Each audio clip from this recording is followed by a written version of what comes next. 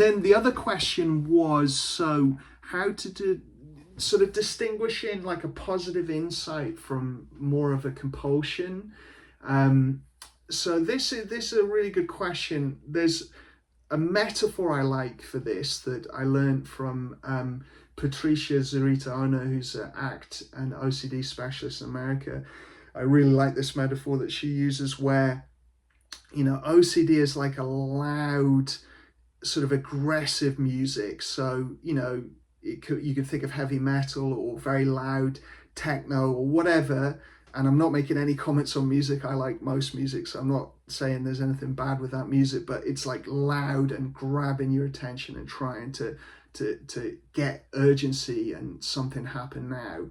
Whereas intuition and insight is more like classical music. It's gentler, it's more background, it's not as like I have to do something now and respond to it. So that's one way of seeing it, is like and OCD will get you questioning all of that. So again, don't get too caught up in that. Like if you can't tell, a good one from Reed Wilson is this metaphor of signal and noise. So OCD is noise and signal is genuine things in your life that are important. And the catch-all, the very important rule is, if you don't know if it's signal or noise, assume it's noise. So if you can't tell if it's OCD or insight, assume it's OCD, because it's most likely to be that. Like insight, you really know and you trust it. It's pretty obvious.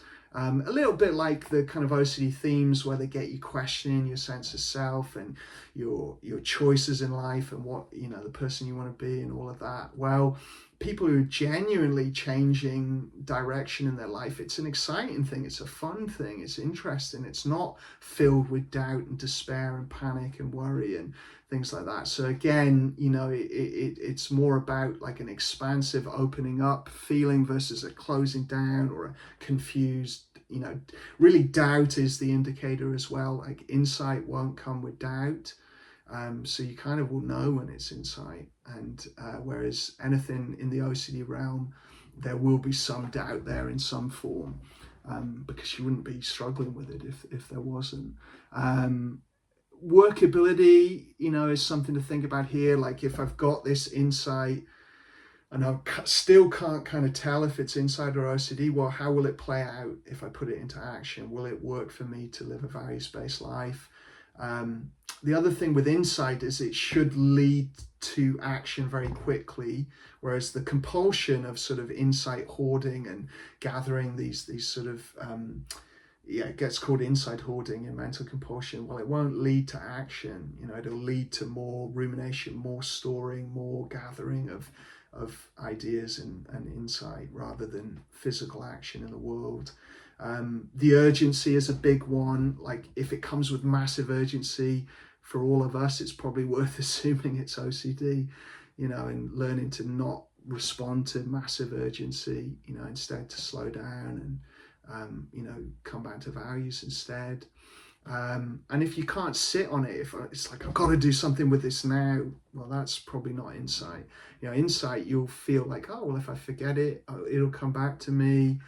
I don't need to do anything with it right now. It'll be less urgency. All that being said, OCD brains will still get tangled up with all of this stuff. So if in doubt, just diffuse, be very simple, and just take action, start doing stuff. And if it's not obvious, whether it's insight or doubt, just leave it alone and it'll become obvious over time. So that would be some of my thoughts on that. You can get tangled up with any of this stuff with OCD, and OCD can go back on recovery and the kind of meta OCD and the recovery perfectionism. So if in doubt, I like to say when OCD gets complex, go really simple. So just diffusion, present moment, do something simple and that you would choose to do in this moment. Just start doing it. Is a good thing to do with all of this.